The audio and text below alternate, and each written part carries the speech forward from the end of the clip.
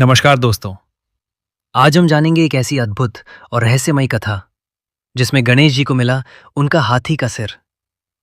क्या आपने कभी सोचा है कि आखिर गणेश जी का सिर हाथी का क्यों है और इस कहानी के पीछे क्या छुपा है गहरा संदेश। एक बार माता पार्वती स्नान करने जा रही थीं। उन्होंने अपने उपटन, हल्दी और चंदन से एक सुंदर बालक बनाया। उस बालक में उन्होंने प्राण डाल दिए और कहा, जब तक मैं स्नान कर रही हूं, किसी को भी अंदर मत आने देना।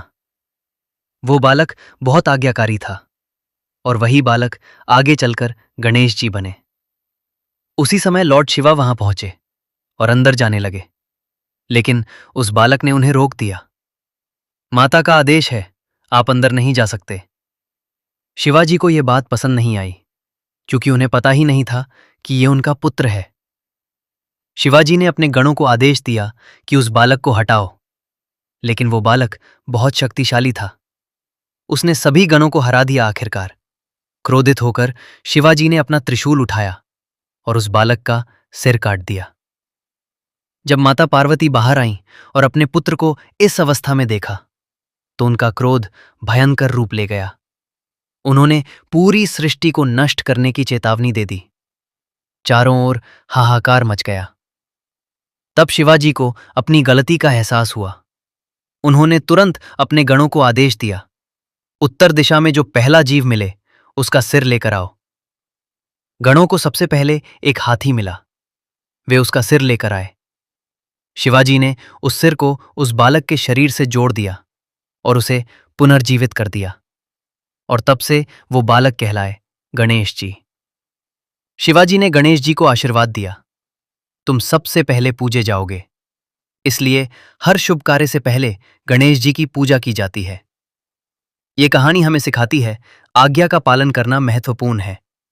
क्रोध में लिए गए निर्णय गलत हो सकते हैं और हर कठिनाई के बाद समाधान जरूर आता है। इसीलिए गणेश जी को कहा जाता है विघ्नहर्ता, यानी सभी बाधाओं को दूर करने वाले। आज हम जानेंगे एक ऐसी अद्भुत और रहस्यमयी कथा जिसमें गणेश जी को मिला उनका हाथी का सिर। क्या आपने कभी सोचा है कि आखिर गणेश जी का सिर हाथी का क्यों है और इस कहानी के पीछे क्या छुपा है गहरा संदेश। एक बार माता पार्वती स्नान करने जा रही थीं। उन्होंने अपने उपटन, हल्दी और चंदन से एक सुंदर बालक बनाया। उस बालक में उन्होंने प्राण डाल दिए और कहा, जब तक मैं स्नान कर रही हूं, किसी को भी अंदर मत आने देना। वो बालक बहुत आज्ञाकारी था और वही बालक आगे चलकर गणेश जी बने। उसी समय लॉर्ड शिवा वहां पहुंचे और अंदर जाने लगे, लेकिन उस बालक ने उन्हें रोक दिया। माता का आदेश है, आप अंदर नहीं जा सकते। शिवाजी को यह बात पसंद नहीं आई, क्योंकि उन्हें पता ही नहीं था कि यह उनका पुत्र है। शिवाजी ने अपने गणों को आदेश दिया कि उस बालक को हटाओ, लेकिन वो बालक बहुत शक्तिशाली था। उसने सभी गणों को हरा दिया। आखिरकार क्रोधित होकर शिवाजी ने अपना त्रिशूल उठाया और उस बालक का सिर काट दिया। जब माता पार्वती बाहर आईं और अपने पुत्र को इस अवस्था में देखा, तो उनका क्रोध भयंकर रूप ले गया। उन्होंने पूरी सृष्टि को नष्ट करने की चेतावनी दे दी।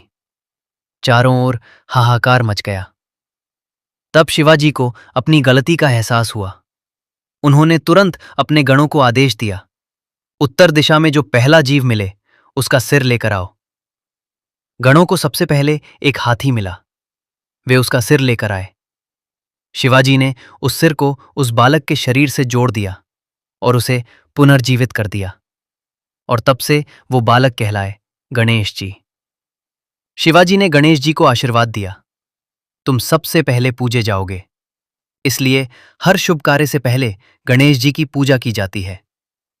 ये कहानी हमें सिखाती है, आज्ञा का पालन करना महत्वपूर्ण है। क्रोध में लिए गए निर्णय गलत हो सकते हैं और हर कठिनाई के बाद समाधान जरूर आता है। इसीलिए गणेश जी को कहा जाता है विघ्नहर्ता, यानी सभी बाधाओं को दूर करने वाले।